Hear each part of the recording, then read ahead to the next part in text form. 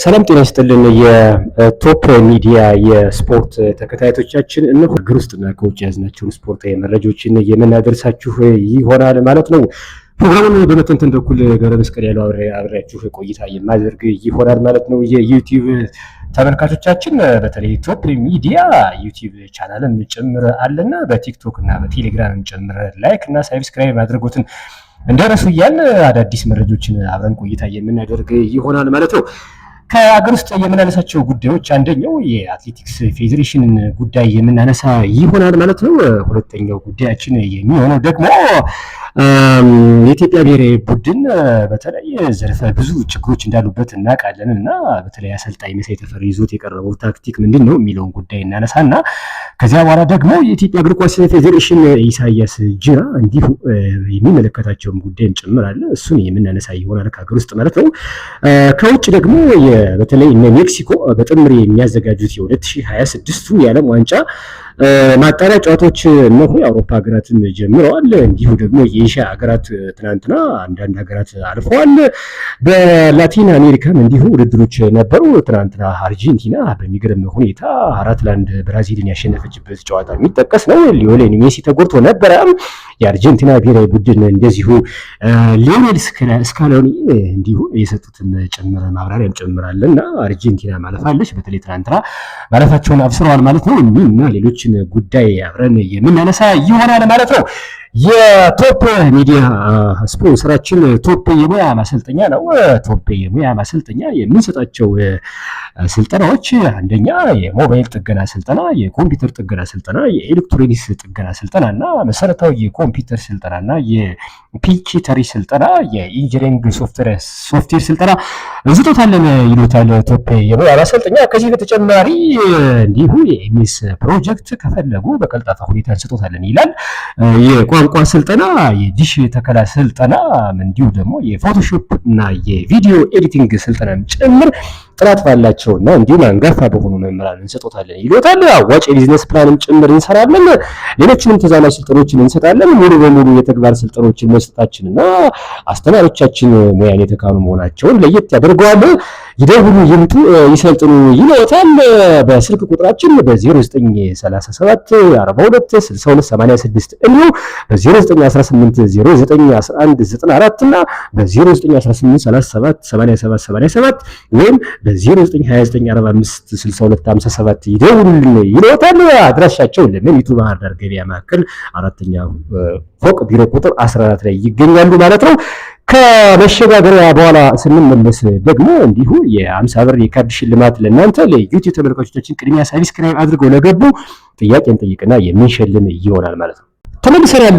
ክብራትና ክብራን የዩቲዩብ ቻናል ተከታዮቻችን ቶፕ ሚዲያ እንዲሁ የ50 ብር ጥያቄና መልስ ለእናንተ አድማጭ ተመልካቾቻችን የምናደርስ ይሆናል ማለት ነው። የመጀመሪያው ጥያቄያችን የሚሆነው የአውሮፓ ኔሽንስ ሊግን የመጀመሪያ ያነሳችው ሀገር ዋንጫውን ማናት የሚለው ነው። ለሶስት ሰዎች እንዲሁ የ50 ብር ሽልማት የምናደርስ ይሆናል ማለት ነው።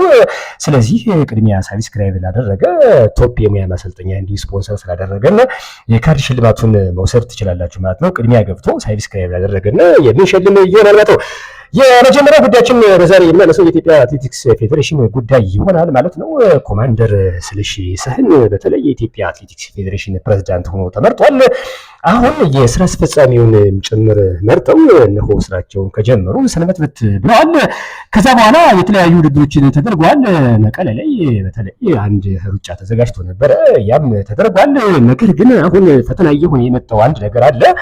የቤት ውስጥ ሻምፒዮና ፈተና ሆኗል። በተለይ በኢትዮጵያ ምድር ላይ ማለት ይቻላል 5000 እና 10000 ትኩረት በወንዶች ጉዳይ ላይ በተለይ ትኩረት ተሰጥቶት እያየን ነው። ይህንን ነገር ደግሞ ኮማንደር ስለሺ ስህን በተለይ ትኩረት አድርጎ የሚሰራበት ይሆናል ማለት ነው።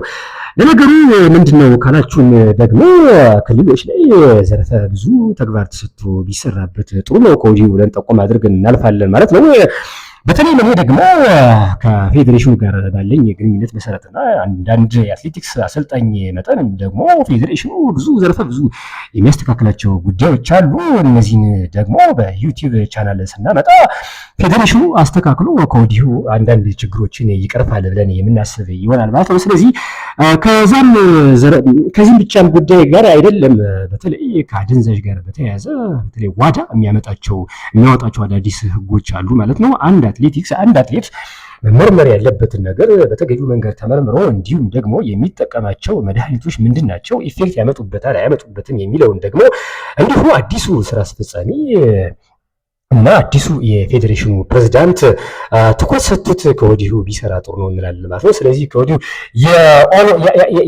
የዓለም ሻምፒዮና ነው እየደረሰ ነው፣ ነሐሴ ላይ እንደሚደረግ ይታወቃል። ስለዚህ ለዚህ ደግሞ አሁን ፌዴሬሽኑ አትሌቶችን ሰብስቦ ጥራት ባለው መንገድ እንደጀመረ እናውቃለን። ነገር ግን ያ ብቻ በቂ አይደለም።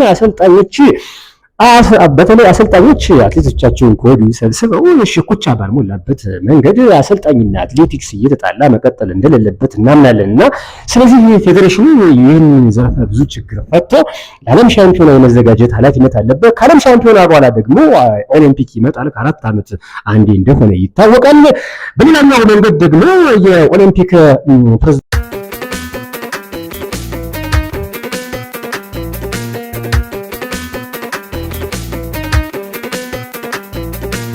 እንዲህ አይነት ነገሮች ቢስተካከሉ ከወዲሁ ጥሩ ነው የሚል እምነትም ጭምር አለን።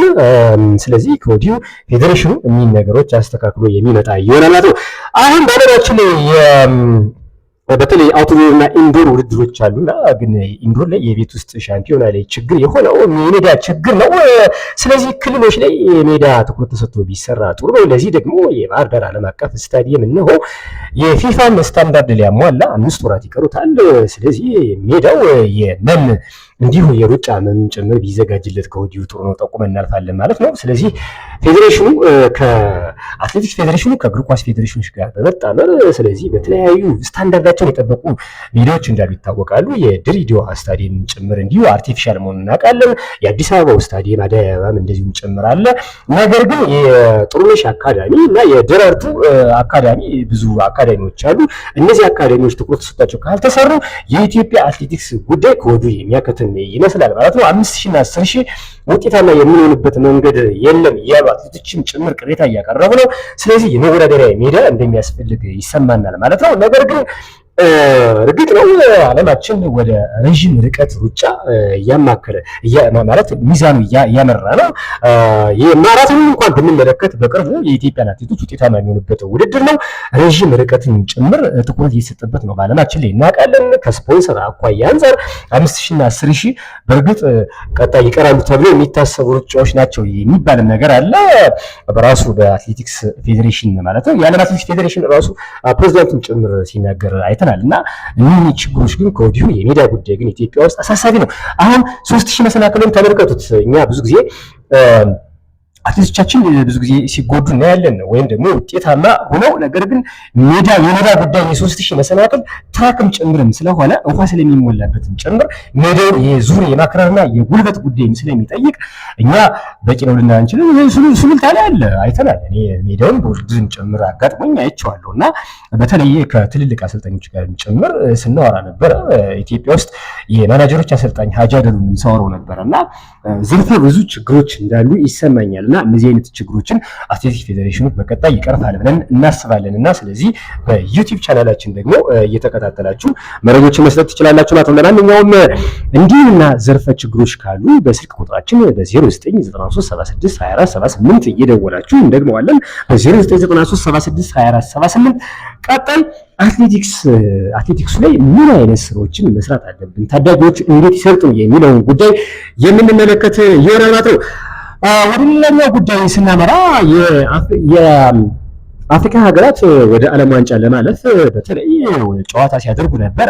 ከዚህ አኳያ አንፃር የኢትዮጵያ ብሔራዊ ቡድን ምንድነው የነበረበት የሚለውን ለመመልከት ያህል የኢትዮጵያ ብሔራዊ ቡድን በነገራችን ላይ የፌዴሬሽኑ ጽሕፈት ቤት ኃላፊ አቶ ባህሩ ጥላሁን ሲናገሩ አይተን ጭምር ነበረ። የኢትዮጵያ ብሔራዊ ቡድን ሄዶ የሚጫወተው ሞሮኮ ውስጥ ነው። ሁሉ ነው ሞሮኮ የሚሄደው ስደተኛው ብሔራዊ ቡድን ነው እየተባለ ያለው ማለት ነው። በተለይ ሚዛን ሲሄድ ስደተኛው ብሔራዊ ቡድን ከተባለ ሰንበት ብሎ ቆይቷል ማለት ነው። ስለዚህ የኢትዮጵያ እግር ኳስ ፌዴሬሽን ምንድነው የሚሰራው? ስለዚህ ሜዳዎችን ቶሎ የመጨረስ ኃላፊነት አለበት ማለት ነው። ስለዚህ አሁን በቅርቡ የሚያልቀውን የባህር ዳር ዓለም አቀፍ ስታዲየምን አንዱ ማፋጠን ዋነኛው መንገድ ሆኖ ይሰማናል። በእርግጥ ከ5 ወር በኋላ ያልቃል ተብሏል። ክብር ምክትል ጠቅላይ ሚኒስትር ተመስገን ጥሩነህም እንዲሁ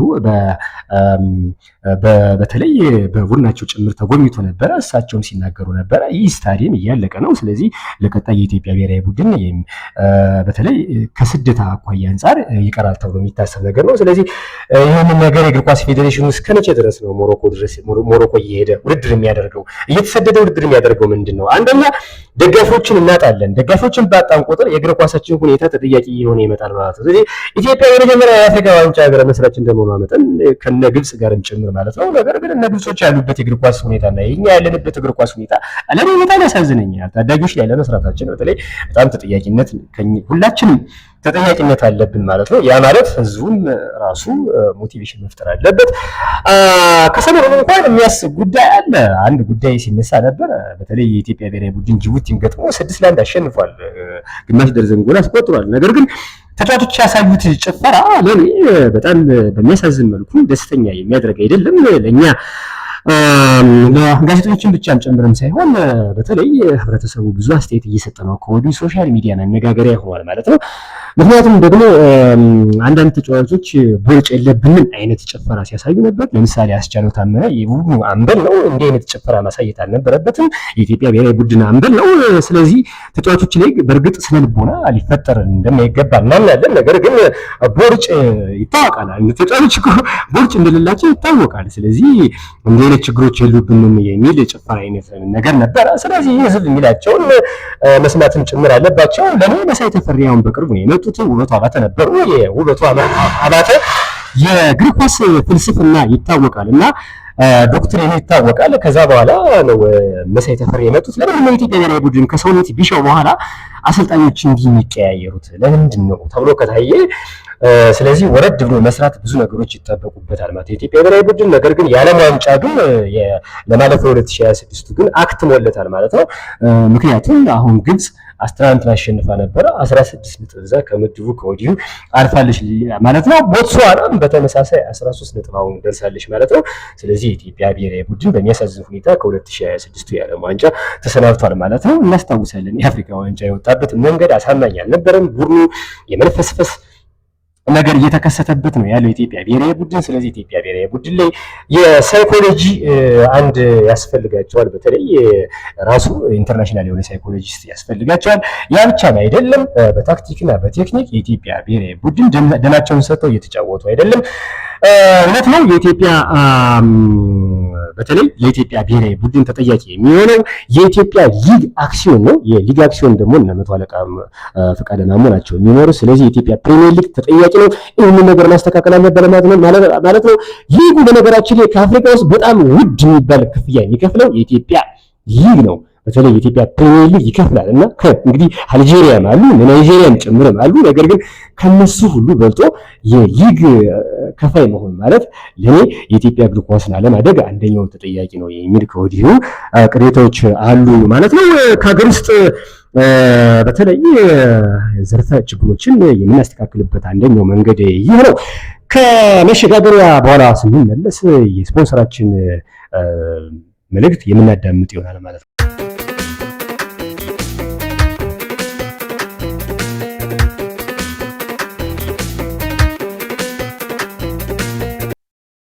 ተመልሰናል።